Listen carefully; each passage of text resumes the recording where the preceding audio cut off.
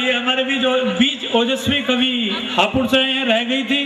दरअसल कवि तालियों के बिना अपनी कविता को नहीं कह सकते।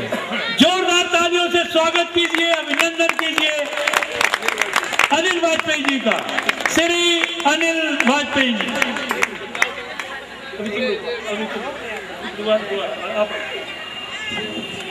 दामिनी का केस हुआ दिल्ली में और पूरे देश में भावनाएं भड़की। तब कहीं मातृशक्ति के लिए कुछ पंक्तियां कहना चाहता हूं, वो आप तक बात पहुंचाता हूं। अगर मन को छुए तो आप लोगों का प्यार यहां तक आना चाहिए, वो सुनिएगा। वो मातृशक्ति पीछे बैठी हुई है, आप लोगों का स्नेह है, आप लोगों का समर्थन चाहिए। पंक्ति अगर आपके मन को छुए तो आप लोग तालियां बजाइएगा, जबरदस्ती की कोई बात नहीं है।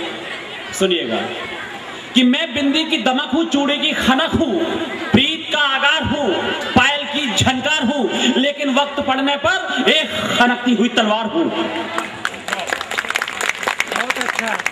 मैं वेदों की ऋचाओं में रही हूं, सूरज की सभाओं में रही हूं, सदियों से मैंने व्यंग बाण झेले हैं, राम कृष्ण और ईसा मेरी गोद में ही खेले हैं।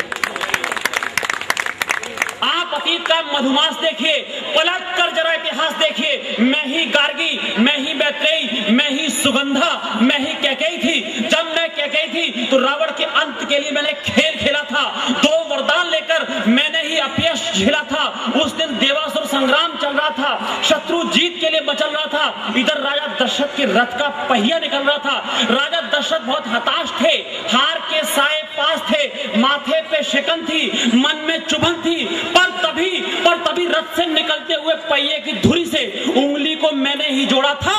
तूफानों का रुख इस कैकेयी ने ही मुड़ा था। फिर मैं सावित्री थी, वो सत्यवान था, मेरा पति था, मेरा जहान था। उसके सिर पर मौत का साया था, महाकाल खुद चल के आया था।